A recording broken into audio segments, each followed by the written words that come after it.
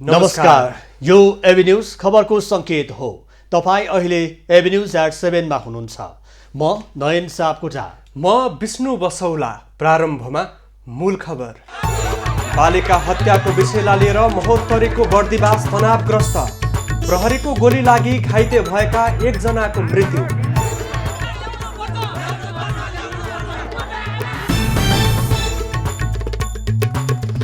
राजतन्त्र र हिन्दू राष्ट्र कायम गर्नुपर्ने माग गर्दै पोखरा र जनकपुरमा प्रदर्शन। गणतन्त्रवादीहरूले देश चलाउन नसकेको आरोप।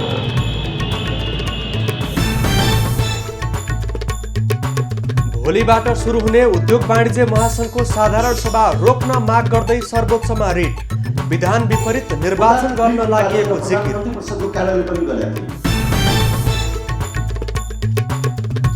महिला हिंसा विरुद्धको 16 दिने अभियान आजबाट सुरु। लैङ्गिक हिंसा र विभेद नसहने प्रधानमन्त्री ओलीको चेतावनी।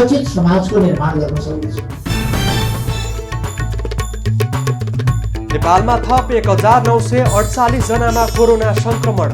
28 जनाको मृत्यु, 3140 संक्रमित निको भए।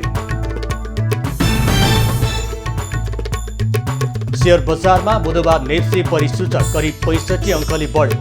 5 अर्ब 13 करोडको कारोबार।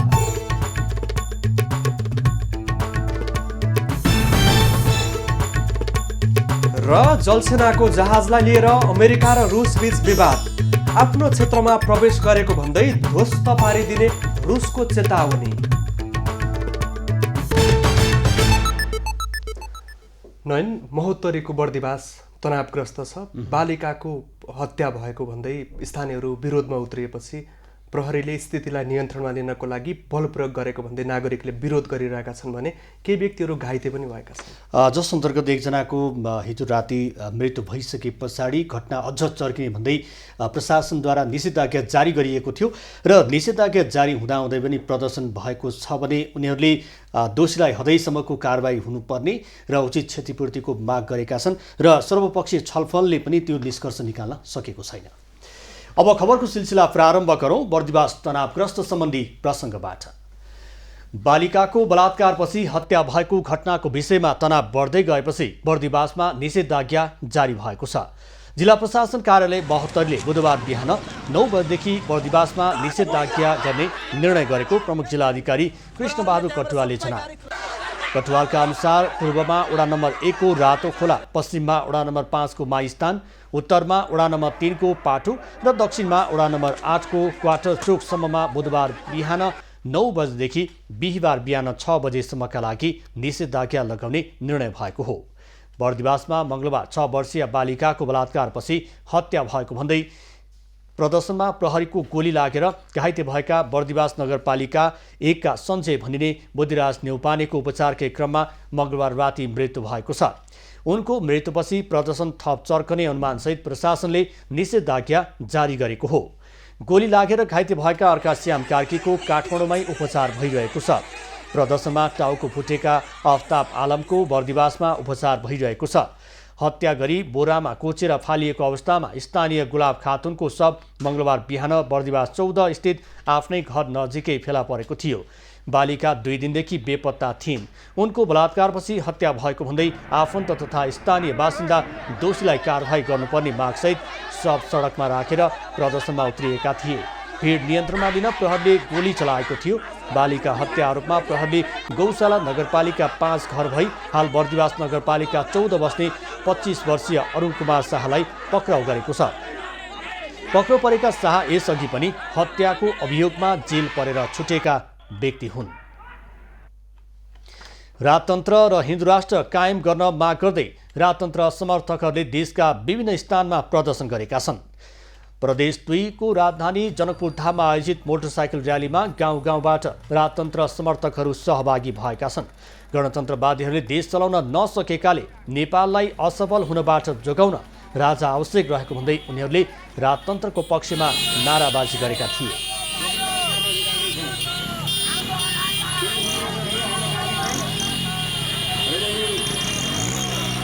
यहाँको तमाम बुद्धिजीवीहरूको उहाँको हृदयको कुरा भन्छु, होइन सर अब यो देश गयो, देश लुट्यो, हाम्रो भावी सन्तानको धेरै तकलिफ हुन्छ, यो दोषी बाँच्दैन। अब त्यसैले राजा सानसानै चाहिन्छन्, एउटा अभिभावक चाहिन्छ यहाँ। अनि राजा नभएमा यो देश बाँच्दैन, यो संस्कृतिको रक्षा हुँदैन, यो समाजको रक्षा हुँदैन।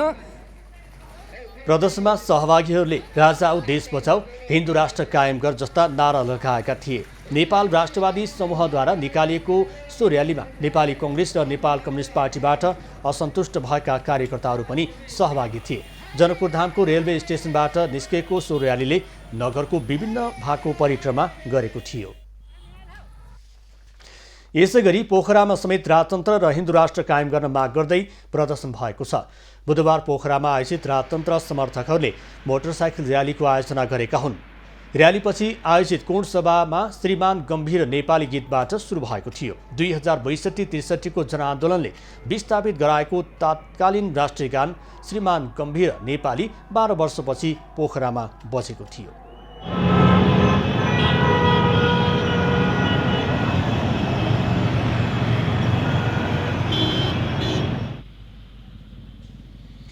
यसैगरी प्रदर्शनमा सहभागीहरूले राजसंस्था र हिन्दू राष्ट्र कायम गर्न माग गर्दै नाराबाजी समेत गरेका थिए।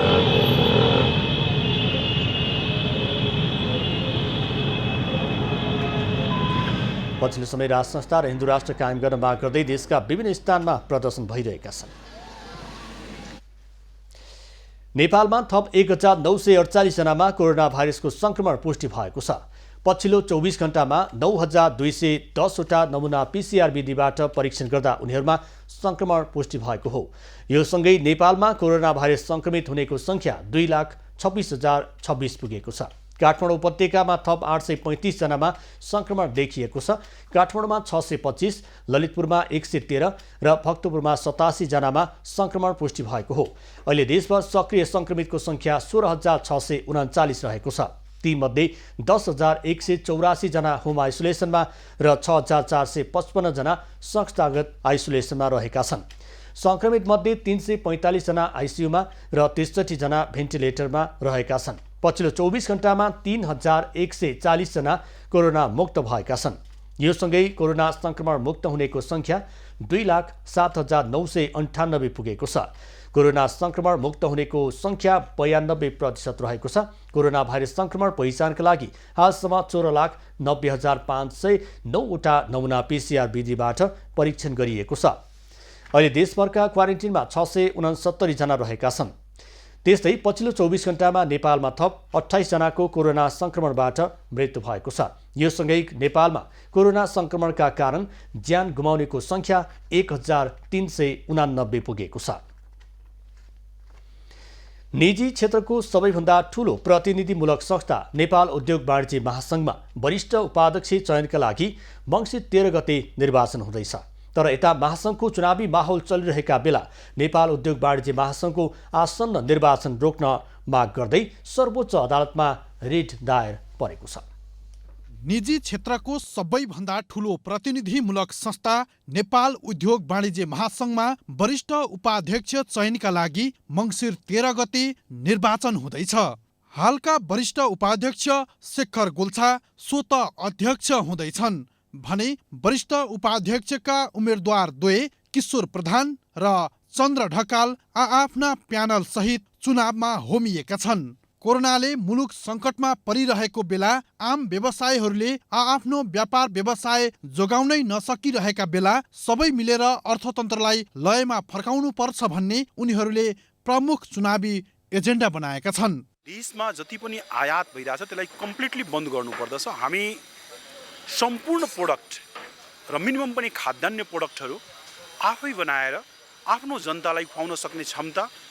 नम्बर 2, हाम्रा देशबाट जुन युवाहरू पलायन भइराख्नु भएको छ त्यो युवाहरूलाई कुनै पनि हालमा उहाँले पाएका स्यालेरिजहरू यहाँका उद्योगले नै दिन सक्ने वातावरण सिर्जना गर्ने। सर्वसहमत नेतृत्व चयनको विषय उठे पनि सहमतिको सम्भावना टरिसकेको छ। वरिष्ठ उपाध्यक्षका प्रतिद्वन्दी ढकाल पक्षका उम्मेद्वारहरू भने मत परिणाम आफ्नो पक्षमा आउने दाबी गर्छन्। र उहाँहरू आफ्नो संस्थामा खारिएका हुनुहुन्छ, अनुभवी हुनुहुन्छ, पोख्त हुनुहुन्छ, एकदमै डाइनामिक पर्सनहरू हुनुहुन्छ। यस्तोको साथ पायो भने पक्कै पनि महासङ्घमा चाहिँ नि केही प्रगति होला, एउटा उचाइमा पुर्याउलान् भन्ने आश गरेर पनि मैले यो टिमलाई साथ दिइरहेको छु भन्नु पर्यो।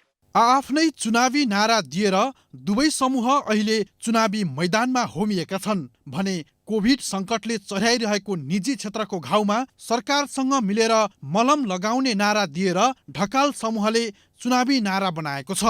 यो एकदमै समावेशी छ र यसले समग्र सबैलाई समेटेको छ। त्यसैले यी सबैलाई समेटेको अवस्था भएकोले यसले पक्कै पनि भोलिका दिनमा सबैका लागि राम्रो काम गर्न सक्छ भन्ने नै हाम्रो विश्वास हो। तर यता महासङ्घको चुनावी माहौल चलिरहेका बेला नेपाल उद्योग वाणिज्य महासङ्घको आसन्न निर्वाचन रोक्न माग गर्दै सर्वोच्च अदालतमा रिट दायर भएको छ। निर्वाचन रोक्न माग गर्दै यसअघि जिल्ला प्रशासन कार्यालय काठमाडौँमा दिएको निवेदन सुनवाई नभएपछि अदालतमा रिट दायर गरिएको हो। संस्थाको विधान र सर्वमान्य सिद्धान्त विपरीत निर्वाचन गर्न लागि भन्दै निर्वाचन रोक्न माग गर्दै उद्योग वाणिज्य महासङ्घ 2 नम्बर प्रदेशका अध्यक्ष शिवशङ्कर शाहले गत बिहिबार काठमाडौँ जिल्ला प्रशासनमा निवेदन दिएका थिए। गृह मन्त्रालय र प्रधानमन्त्री तथा मन्त्री परिषद कार्यालयको सचिवालयलाई समेत बोधार्थ दिँदै निवेदन दिएको थियो। त्यसपछि शाहले सर्वोच्च अदालतमा रिट दायर गरेका हुन्। प्रक्सी मतदाता एकजना भोटरले 600वटा भोट खसाल्छन्। नेपाल उद्योग वाणिज्य महासङ्घको विधानमा त्यो कुरोहरू छँदै छैन, उल्लेख भएकै छैन। यो सबै कुरोहरूलाई उल्लेख गरेर मैले बितेको बिहिबार जिल्ला प्रशासन कार्यालय काठमाडौँमा उजुरी दिएँ थिएँ। बोधार्थ गृह मन्त्रालय र प्रधानमन्त्री परिषदको कार्यालय पनि दिएका थिएँ, तर केही सुनवाई भएन। अनि हामीले सामान्य सर्वोच्च अदालतमा मलाई अदालतमाथि विश्वास छ। सर्वोच्चले मङ्सिर 11 गतेका लागि पेशी तोकेको छ। महासङ्घको निर्वाचन पनि सोही दिन सुरु हुँदैछ। गत चैत 28 र 29 गते हुनुपर्ने 54औं साधारण सभा र निर्वाचन नभएपछि महासङ्घको कार्य समिति नै अवैधानिक भएको शाहको दाबी रहेको छ। प्रधानमन्त्री केपी ओलीले कुनै पनि प्रकारको लैङ्गिक हिंसा तथा विभेदलाई राज्यले सहन नसक्ने बताएका छन्। लैङ्गिक हिंसा विरुद्धको 16 दिने अभियानको अवसरमा प्रधानमन्त्री ओलीले संविधानले सम्पूर्ण क्षेत्रको समानताको सिद्धान्त आत्मसात गरेकाले लैङ्गिक हिंसा तथा विभेदलाई राज्यले सहन नसक्ने बताएका छन्। उनले राज्यसँग उपलब्ध स्रोत र साधनको अधिकतम प्रयोग गर्दै महिलाको जीवनस्तर उकास्न र अधिकार सुनिश्चित र सुरक्षित गर्नको लागि सरकार अग्रसर भएको बताएका छन्। प्रधानमन्त्री ओलीले कानुनी व्यवस्थाले मात्र लैङ्गिक हिंसाका घटनालाई अन्त्य गर्न नसकिने भन्दै व्यक्तिको अन्तर्चेतनामा विवेक पैदा गर्न सामाजिक अभियान नै आवश्यक रहेकोमा जोड दिएका छन्। हामीले एकअर्कामा साथ सहयोग, एकअर्कामा पारस्परिक सम्मान, एकअर्कामा साथ सहयोगको बाटोबाट शान्तिपूर्ण समाज, सभ्य समाज, मानवोचित समाजको निर्माण गर्न सक्दछ। यो अरूले गरिदिने होइन, हामीले नै गर्ने हो मानवोचित समाजको। नोभेम्बर 25 देखि डिसेम्बर 10 तारिकसम्म लैङ्गिक हिंसा विरुद्धको 16 दिने अभियान विश्वभर चलाइएको छ। नेपालमा लैङ्गिक हिंसा अन्त्यको प्रतिबद्धता, व्यक्ति, समाज र सबैको ऐक्यबद्धता भन्ने नाराको साथ अभियान आजबाट सुरु भएको छ। वर्षेनी महिला हिंसा विरुद्ध नोभेम्बर 25 देखि 16 दिने अभियान सञ्चालन भए पनि राजधानीदेखि दूरदराजसम्मका महिला प्रताडित हुने क्रम रोकिएको छैन। लक्षित समुदायसम्म कार्यक्रम नपुग्दा हिंसा विरुद्धको अभियान बागलुङमा भने कर्मकाण्डी मात्रै हुने गरेको छ। देशैभरि महिला हिंसा विरुद्धको अभियान सुरु भइरहँदा हिंसाका घटनाहरू पनि सार्वजनिक भइरहेका छन्। महिलाहरू बलात्कार, बहुविवाह, मानव बेचबिखन, घरेलु हिंसा, बाल्यौन दुराचार जस्ता हिंसाका घटनाको शिकार भइरहेका छन्। महिलामाथि हिंसा भइरहेको सन्दर्भमा हिंसा रोकथाममा महिला हिंसा विरुद्धको 16 दिने अभियान कर्मकाण्ड भन्दा केही हुन नसकेको बागलुङका अधिकार कर्मीको भनाइ छ। जुन हिंसा खेप्न बाध्य महिलाहरू, विभिन्न श्रमिक तथा विपन्न वर्गका महिलाहरू अहिले पनि हिंसामा छन् र उनीहरूलाई चाहिँ अब त्यो जुन कानुनहरू बने, कानुनको कार्यान्वयन भएको छैन र हाम्रो चाहिँ कानुनका दफाहरू पनि एउटा चाहिँ दफाकै रूपमा सीमित छन्। बागलुङमा रूढिवादी सोच, गलत परम्परा, विभेद लगायतका कारण महिलाहरू हिंसामा पर्ने क्रम रोकिएको छैन। तर केही अधिकार कर्मी भने समानता कायम राख्न र महिला विरुद्ध हुने सबै खाले हिंसा अन्त्यका लागि महिला हिंसा विरुद्धको अभियान गरिएको र यसले सचेतना वृद्धिको सहयोग गरेको दाबी गर्छन्। कानुन कार्यान्वयन र कानुन निर्माणमा चाहिँ पछिल्लो समय चाहिँ हामीले अलिकति मिहिनेत गर्न सकियो र वास्तविक प्रति न्याय सम्पादन अथवा न्याय पाउन सक्ने वातावरणको सृजना गर्न सकियो भने पक्कै पनि महिलाहरूले न्याय पाउँछन् र यो अभियानले चाहिँ सार्थकता पाउँछ। कोरोना भाइरस संक्रमणका कारण महिला हिंसाका घटना बढेका छन्, तर हिंसा पीडितहरू उजुरीका लागि प्रहरी प्रशासनसम्म आउन नसकेका कारण जिल्लामा यस्ता कति घटना भए भन्ने यकिन तथ्याङ्क छैन। वर्षको 14-11 गतेदेखिबाट जब लकडाउन सुरु भयो त्यसपछि चाहिँ हाम्रो सर्वसाधारण जनताहरू हिँडुल गरेदेखि लिएर यातायातका साधनहरू सहरी साधनहरू चल्न छोडेका कारणले होला अलिकति सर्वसाधारण जनताको पहुँच चाहिँ अलिक कम भयो प्रहरी कार्यसम्म आउनलाई। त्यसले गर्दा गत आर्थिक वर्षभन्दा यो आर्थिक वर्षमा अलिकति चाहिँ यो घरेलु हिंसा महिला हिंसा घटनाहरू थोरै कम प्रहरीसम्म चाहिँ आइपुगेका छन्। बागलुङमा बलात्कार, खान लाउन नदिने, विवाह दर्ता, जन्म दर्ता तथा नागरिकता जस्ता स्रोत सुविधाबाट वञ्चित, गाली गलौज, धम्की, चरित्र हत्या लगायतका हिंसाका घटना बढी हुने गरेका छन्। नोभेम्बर 25 देखि सुरु हुने 16 दिने महिला हिंसा विरुद्धको अभियानका क्रममा विगतका वर्षहरूमा सरकारी निकायले विभिन्न कार्यक्रम गर्दै आए पनि यो वर्ष भने हुन सकेको छैन। कोरोना भाइरसका कारण संघ संस्थाले औपचारिक रूपमा कार्यक्रम आयोजना नगरेका हुन्। राजेश चन्द्र राज भण्डारी, बागलुङ। भारतबाट फर्किएका नेपाली नागरिकहरू सुदूरपश्चिमको त्रिनगर भन्सार नाकामा बस र अटो चालकहरूबाट ठगिने गरेका छन्। नाकामा रहेका अटो चालकहरूले विभिन्न बहाना बनाउँदै करिब 100 मिटरको दूरी पार गर्न 200 देखि 250 रुपियाँसम्म लिने गरेका छन्।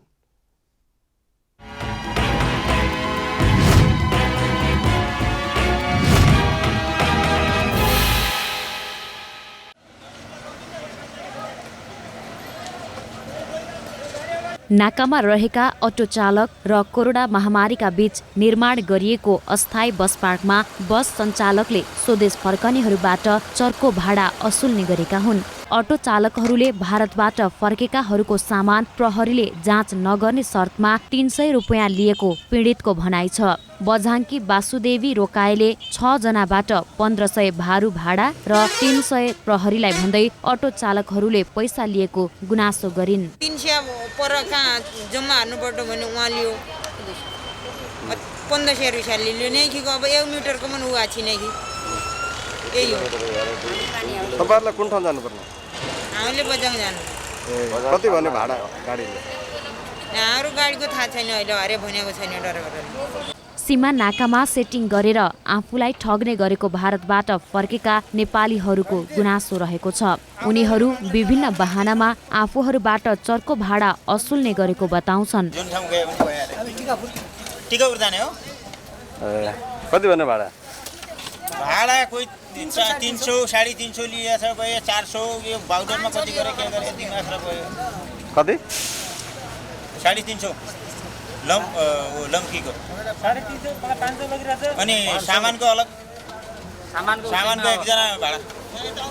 बस सञ्चालकहरूले भने आफूहरूले सरकारले तोकेको दर अनुसार नै भाडा लिने गरेको बताएका छन्। प्रत्येक टिकटमा 1.5% बढाएर भाडा लिने गरेको र धेरै सामान हुनेलाई थप सामानको भाडा लिने गरेको उनीहरूको दाबी छ। खै हामीलाई चर्को भाडा जस्तो चाहिँ लाग्दैन। अब उहाँहरू बस पाएर जानुभयो भने बस पाएर मङ्गलदेखिको भाडा 950 रुपियाँ छ। यहाँबाट अटोको भाडा जोड्नु 100 रुपियाँ भाडा लगिहाल्छ। 900, 1000, 1500 पुग्यो अनि 400-500 रुपियाँ लगेजको भइहाल्छ। कति पुग्नु आफै जोड्नु न, 11, 12, 14, 1500 पुग्छ। हामी यहाँ 1375 जति हुन्छ, 1.5% त्यति नै लगिरह सरकारले तोकेको हुन्छ। त्यसपछि बाटोमा तपाईँहरू हाल्नुहुन्छ कि यहाँको मान्छे मात्रै लिएर जानुहुन्छ? बाटोमा हाल्नै दिन्छन्, यहाँको मान्छे मात्रै लगेर जानु। सीमा नाकामै नेपालीबाट नेपालीहरू ठगिँदा सीमा सुरक्षामा खटिएका प्रहरी भने मुखदर्शक बनिरहेका छन्। बस पार्कभन्दा 1.5% धेरै हो यहाँबाट भाडा। बस पार्कबाट मङ्गलसम्म 950 रुपियाँ भाडा। 950 अरे बस पार्कबाट यहाँबाट 1.5% लाग्छ।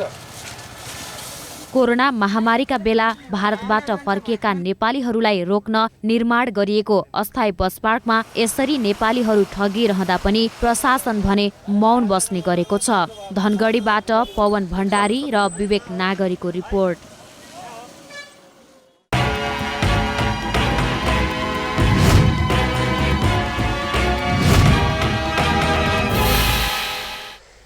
नयन, चालु आर्थिक वर्षमा नै 15 लाख नागरिकलाई रोजगारी दिने सरकारको लक्ष्य छ, तर व्यवहारत नागरिकले रोजगार भने पाएको देखिएको छैन। कोरोना संक्रमणको त्रास र चाडपर्वका कारण नेपाल प्रवेश गरेका नागरिकहरू फेरि पनि रोजगारीको लागि भारततर्फ जानको लागि सीमा नाकामा लड्को लागिरहेका छन्। विशेष गरी सरकारले जसरी नारा लगाइरहेको हुन्छ त्यो व्यवहार त उतार्न नसकिएको अवस्था छ र पनि स्वदेशमै रोजगारको सम्भावना भए तापनि उनीहरूलाई सुहाउँदो रोजगार नभएर पनि यसरी भारत जान उनीहरू बाध्य भएका छन्।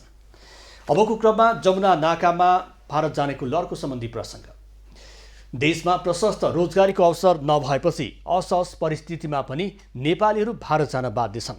बाँकेको जमुना नाका हुँदै दैनिक जसो कामको खोजीमा भारत जाने नेपालीहरूको लड्को लाग्ने गरेको छ। नेपालीहरूको महत्त्वपूर्ण चाडपर्व सकिएसँगै बाँकेको जमुना नाका हुँदै दैनिक जसो 2000 बढीको संख्यामा नेपालीहरू कामको खोजीमा भारत जाने गरेका छन्। विश्वव्यापी रूपमा फैलिएको कोरोना जोखिमको बेवास्ता गर्दै आफ्ना लालावाला पाल्न लुम्बिनी र कर्णाली प्रदेशका विभिन्न जिल्लाका बेरोजगार मानिसहरू रोजगारीका लागि भारत जाने गरेका हुन्। नेपालमा रोजगार नपाइने भएकाले बालबच्चाको लालन पालनकै लागि पनि कमाइ गर्न भारत जान बाध्य भएको नाका पुगेका नेपालीहरू बताउँछन्।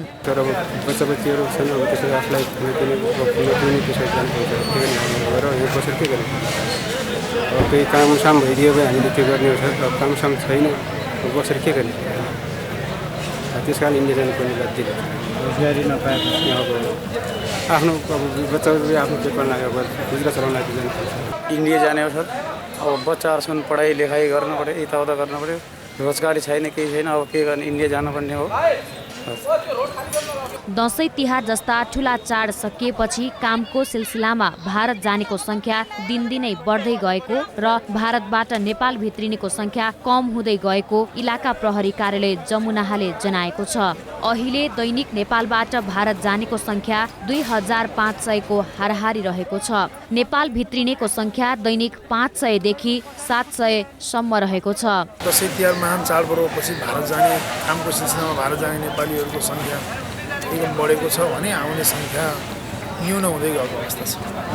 दैनिक 2500 को हाराहारीमा कामको सिलसिलामा नेपालीहरू भारत गइरहेको अवस्था छ भने 500-700 को संख्यामा भारतबाट नेपालीहरू आइरहेको अवस्था छ। कर्णाली प्रदेशको कालीकोट, जुम्ला, सुर्खेत लगायतका जिल्लाका मानिसहरू रोजगारीका लागि भारत जाने गर्दछन्। उनीहरू हिमाञ्चल, सिमला, लखनऊ, दिल्ली लगायत सहर कामका लागि जाने गरेका हुन्। नेपालमा 3 तहको सरकार हुँदा समेत प्रशस्त रोजगारीको अवसर नभएकै कारण बेरोजगार नेपालीहरू भारत गएर श्रम गर्न बाध्य भएका छन्।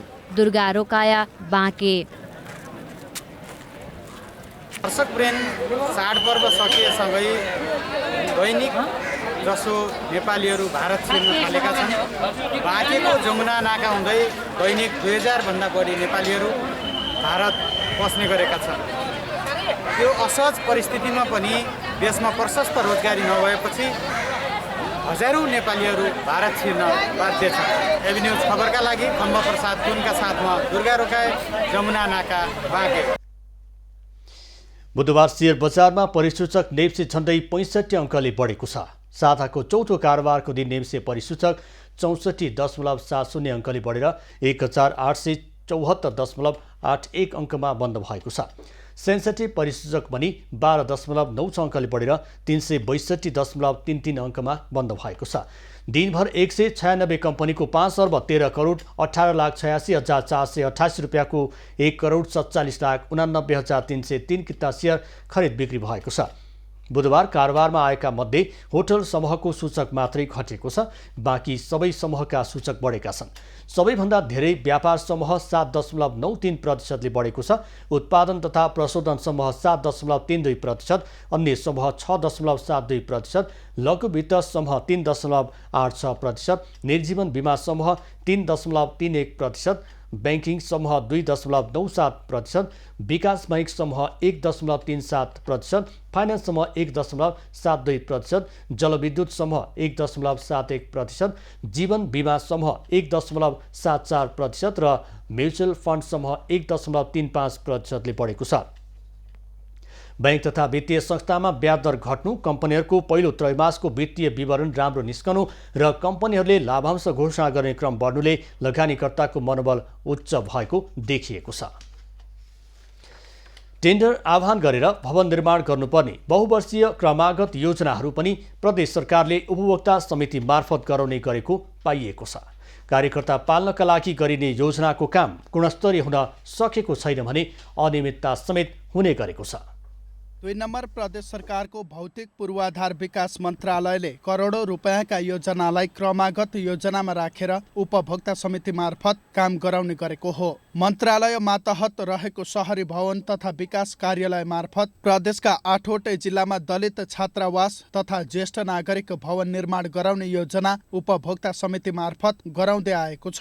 तर अधिकांश आयोजनामा कार्यकर्ता पोस्ने मात्रै काम भइरहेको स्थानीयको आरोप छ। यसपालि जति काम हुनुपर्ने हो त्यो हुन सकेन। पैसा पनि पछि रिलिज गर्यो। महोत्तरीको जलेश्वर 11 पिगौना स्थित हनुमान मन्दिरको परिसरमा पनि ज्येष्ठ नागरिक भवन निर्माण भइरहेको छ। उक्त उपभोक्ता समितिमा नाम रामप्रवेश मिश्रको भए पनि सबै काम भने उनका आफन्तले गर्ने गरेका छन्। 2076 सालदेखि हालसम्म 21,44,000 रुपैयाँ खर्च हुँदा पनि भवनको पहिलो तला समेत बन्न सकेको छैन। पिगौना 11 नम्बर वार्डमा रामजनकी मन्दिरमा वृद्धाश्रम बनिराखेकोले कोरोना र बजेट अभावको कारणले अहिलेसम्म बनेको छैन। प्रदेशको भौतिक पूर्वाधार मन्त्रालयले दलित छात्रावास सहित ज्येष्ठ नागरिक भवन निर्माण, सडक निर्माण सहित भौतिक पूर्वाधारका कामहरू उपभोक्ता समिति मार्फत नै गराउने गरेको छ। प्रदेश सांसददेखि राजनीतिक दलका नेताहरू टेन्डर भन्दा पनि उपभोक्ता समिति मार्फत नै काम गर्न दबाब दिने गरेका कारण उपभोक्ता समिति मार्फत काम गराउन बाध्य भएको शहरी तथा भवन विकास कार्यालयले जनाएको छ। त्यो अनुसार हामी एस्टिमेट गरेका छौँ, त्यो एस्टिमेट अनुसार हामी त्यहाँ कार्यान्वयन गरेका छौँ। अब जहाँ चाहिँ काम गर्न सकेन त्यहाँ हामी घटी पनि भुक्तानी गराएका छौँ। त्यो लेखाबाट रेकर्ड बुझ्दा हुन्छ। अब त्यो सबै रेकर्ड त मसँग छैन, तर जे होस् हामी चाहिँ फेयरली नै काम गराए जस्तो मलाई चाहिँ लाग्छ। महोत्तरीको जलेश्वर स्थित मावि भवनको छात्रावासमा पनि 2075 सालदेखि 28,80,000 खर्च भए पनि निर्माण पूरा भएको छैन। आर्थिक वर्ष 2075-76 देखि नै सुरु भएका ती योजनाहरू चालु आर्थिक वर्ष 2077-78 सम्म आइपुग्दा पनि सम्पन्न हुन सकेका छैनन्। यता अधिकांश निर्माण कार्यमा अनियमितता भएको भन्दै स्थानीयले अख्तियार दुरुपयोग तथा अनुसन्धान आयोगमा उजुरी गरेपछि आयोगले छानबिन समेत सुरु गरेको छ। महोत्तरीबाट कमलेश मण्डलको रिपोर्ट। मन्त्री बनेपछि पहिलो पटक गृह जिल्ला रूपन्देही पुगेका अर्थमन्त्री विष्णु पौडेललाई कङ्ग्रेसका कार्यकर्ताले कालो झण्डा देखाएका छन्। नेपाली कङ्ग्रेसको भातृ सङ्गठनहरू नेपाल तरुण दल र नेपाल विद्यार्थी सङ्घ रूपन्देहीले नेकपा महासचिव समेत रहेका अर्थमन्त्री पौडेललाई अर्थमन्त्री पौडेललाई बुटोल नेपालगञ्ज सडकमा कालो झण्डा देखाएका हुन्। अर्थमन्त्रीसँग प्रदेश राजधानी साटेको भन्दै कङ्ग्रेस कार्यकर्ताले विरोध जनाएका छन्। बुटोलमा रहेको लुम्बिनी प्रदेशको अस्थायी राजधानी दाङ सार्ने निर्णय भएपछि पौडेलको रूपन्देहीमा आलोचना हुँदै आएको छ। शैना महिनाका विभिन्न कार्यक्रममा सहभागी हुन त्यसतर्फ जाँदै गरेको अवस्थामा कङ्ग्रेस कार्यकर्ताहरूले कालो झण्डा प्रदर्शन गरेका हुन्। पौडेल रूपन्देहीमा 2 दिन विभिन्न कार्यक्रममा सहभागी हुँदैछन्। सरकारले पर्यटक भिसामा नेपाल आउने विदेशी नागरिकको लागि भिसा सम्बन्धी प्रावधानलाई केही खुकुलो बनाउने भएको छ। विधान व्यवस्थापन समितिमा छलफलमा रहेको अध्यागमन सम्बन्धमा व्यवस्था गर्न बनेको विधेयकमा विदेशी नागरिकले नेपाली भिसा प्राप्त गर्न दिने निवेदन वा कागजात सङ्कलन र सहजीकरण सम्बन्धी काम नेपाल सरकारले तोकेका कम्पनी र संस्था मार्फत गराउन सक्ने व्यवस्था प्रस्ताव गरिएको छ। विधेयकमाथिको छलफलमा गृहमन्त्री रामबहादुर थापाले नेपालको पर्यटन क्षेत्रमा टेवा पुर्याउने उद्देश्यले यस्तो व्यवस्था गर्न लागि बताएका छन्। कम्पनीहरूलाई दिँदाखेरि यसको सहजीकरण गर्ने र भिजा सङ्कलन गर्ने दिँदाखेरि यसले चाहिँ यो प्रक्रियालाई चाहिँ पर्यटन प्रबन्धनलाई चाहिँ यसले चाहिँ अलिकति दिन्छ भन्ने कोणबाट यो व्यवस्था यहाँ ल्याइएको हो। मेनली चाहिँ यसको उसमा अध्यागमन सम्बन्धी कानुनलाई संशोधन र एकीकरण गर्न बनेको विधेयक अहिले छलफलका क्रममा रहेको छ। अध्यागमन सम्बन्धी विद्यमान कानुन परिवर्तन गर्नुपर्ने विभिन्न पक्षबाट आवाज उठ्न थालेपछि सरकारले केही कानुन संशोधन र एकीकरण गर्न विधेयक ल्याएको हो। नेपालमा विदेशीको आगमन, उपस्थिति र नेपालबाट विदेशीको प्रस्थानलाई नियमित र व्यवस्था गर्ने उद्देश्यले विधेयक ल्याइएको सरकारले जनाएको छ। विधेयक प्रचलनमा आएपछि विदेश जाने र विदेशबाट हुने नेपाली नागरिकको आगमनलाई थप व्यवस्थित गर्नेछ। संस्कृति, पर्यटन तथा नागरिक उड्डयन मन्त्री योगेश भट्टराईले कोरोनाले प्रभावित पर्यटन क्षेत्रलाई उकास्न सरकार लागि परेको बताएका छन्। बुधबार पर्यटन बोर्डमा आयोजना गरिएको कार्यक्रममा मन्त्री भट्टराईले अन्तर्राष्ट्रिय उडानलाई सुचारू गरेपछि पर्यटकहरू नेपाल आउने क्रम बढेको भन्दै नेपालको पर्यटन क्षेत्रका लागि यो सकारात्मक सन्देश भएको बताएका छन्। अहिलेको अवस्थामा लगभग सबै प्रकारका पर्यटकीय क्रियाकलापलाई खुल्ला गरिएको भन्दै मन्त्री भट्टराईले बाँकी रहेका पर्यटकीय सेवाहरू पनि क्रमशः खोल्दै लैजानका लागि सरकारले योजना बनाएको बताएका छन्। पर्यटन क्षेत्रको विकासको लागि सरकार नयाँ रणनीति ल्याउने तयारीमा रहेको पनि उनले जानकारी दिए। त्यसलाई अगाडि बढाउने ठाउँमा हामी जान्छौँ। साथै पर्यटन एक्टिभिटिजहरू चाहिँ लगभग अब हाम्रो खुलेका छन्। सुरुमा हामीले एक्सपिडिसनबाट थाल्यौँ, ट्रेकिङबाट थाल्यौँ, होइन, पदयात्राबाट थाल्यौँ। अब बिस्तारै अरू चाहिँ एक्टिभिटिजहरू खुल्यो। मन्त्री भट्टराईले देशको विकासको लागि पर्यटन क्षेत्र निकै महत्त्वपूर्ण भएकाले सरकारी र निजी क्षेत्र बीच सहकार्य हुनुपर्नेमा समेत जोड दिएका थिए। अब पालो नयाँ पुस्ताको।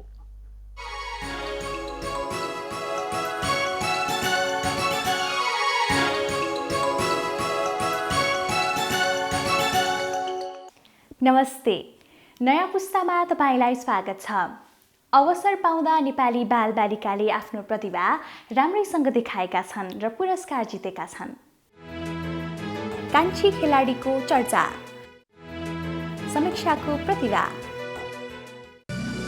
दाङबाट रहरै रहरमा 6औं नेपालगञ्ज म्याराथन प्रतियोगितामा भाग लिन आउनुभएकी 16 वर्षीया शर्मिला घरती मगरले राष्ट्रिय खेलाडीसँगको प्रतिस्पर्धामा तेस्रो भएर सबैलाई 3 छक पारिदिनुभयो।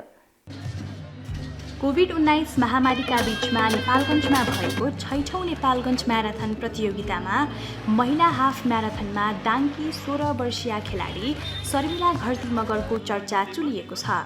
शर्मिलाले राष्ट्रिय खेलाडीहरूलाई पछि पार्दै तेस्रो हुनुभयो। महामारीका कारण राम्रोसँग अभ्याससम्म गर्न नपाएकी शर्मिलाले 1 घण्टा 38 मिनेट 14 सेकेन्डमा 21 किलोमिटरको पार गर्नुभयो। तेस्रो स्थान जितेर शर्मिलाले 10,000 नगद सहित पुरस्कार पाउनु भएको छ।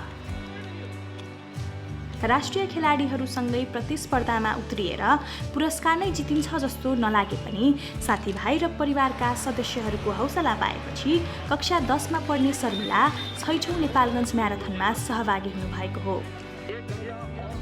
अहिले कोरोना पनि लागेको छ होइन, अनि नाम जस्तो पनि लागेको थियो, अनि त्यही पनि अब यति ठुलो खेलाडीहरू आइरहमा अब कहाँबाट आइरहमा होइन, अब नेपाल टप आउनुमा। अब म त सानो खेलाडी, त्यही पनि यसरी खेल्न पाउँदा धेरै खुसी लागेको छ। मेहनत चाहिँ धेरै गर्नु पर्दो रहेछ। म त ट्रेनिङ पनि नगरेको होइन, लकडाउन भएको, त्यही माथि पनि ट्रेनिङ नगरेको, अनि 21 यस्तै दौड्नु पाउँदा त्यही पनि थर्ड भए, खुसी लागेको छ। यो प्रतियोगितामा जुम्लाकी मन्जु रावत दोस्रो र सशस्त्र प्रहरीका गोपीचन्द्र पार्की पहिलो हुनुभयो। नेपालगञ्ज म्याराथनको उपाधि जितेका पार्कीले टोकियो ओलम्पिकमा भाग लिने अवसर पाउनुहुनेछ। पढाइसँगै अतिरिक्त क्रियाकलापमा पोख्त हुनुहुन्छ बुटवलकी समीक्षा चापागाई। खेल खेलेर, कविता लेखेर र चित्र कोरेर जितेका मेडलले भरिएको छ समीक्षाको कोठा। बुटवलकी समीक्षा चापागाईले पढाइ र अतिरिक्त क्रियाकलापलाई सँगसँगै लग्न दैनिक तालिका नै बनाउनु भएको छ।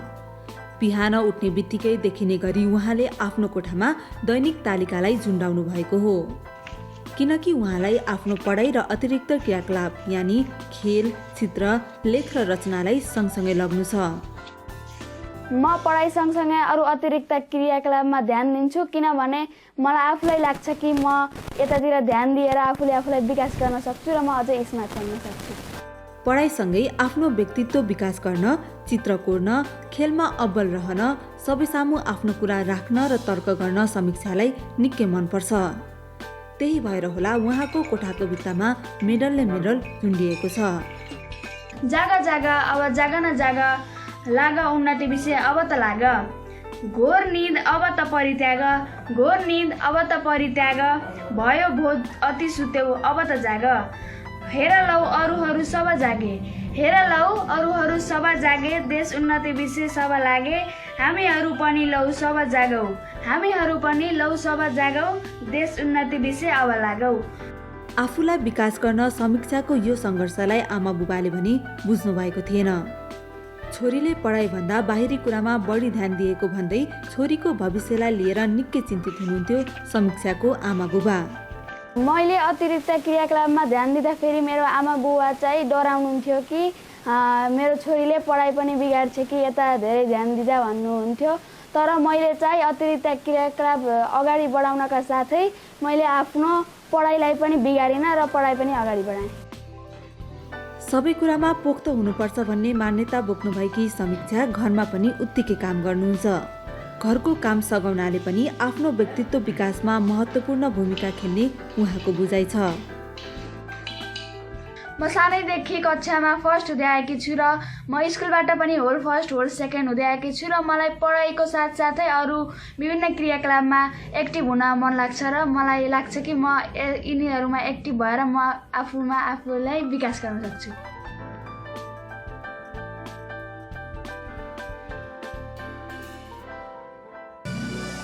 कोभिड-19 को महामारी फैलदो छ। सुरक्षित रहनुहोस्, स्वस्थ रहनुहोस्। आजलाई बाई।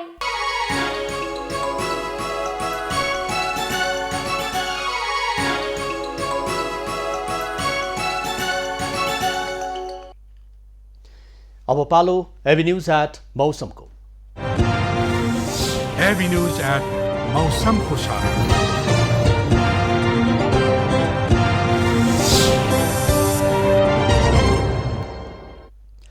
पछिल्लो 24 घण्टामा देशभरको मौसममा सामान्यदेखि आंशिक बदली भयो। आज राति सातै प्रदेशमा आंशिकदेखि सामान्य बदली रही कर्णाली र सुदूरपश्चिम प्रदेशको उच्च पहाडी तथा हिमाली भूभागका केही स्थानमा हल्का हिमपातको सम्भावना रहेको जल तथा मौसम पूर्वानुमान महाशाखाले जनाएको छ। काठमाडौँ उपत्यकाको आजको अधिकतम तापक्रम 21 डिग्री सेल्सियस र न्यूनतम तापक्रम 6 डिग्री सेल्सियस मापन गरियो। आज देशभरको मौसम कस्तो रहे त हेरौँ देशका विभिन्न स्थानको मौसमी अवस्था।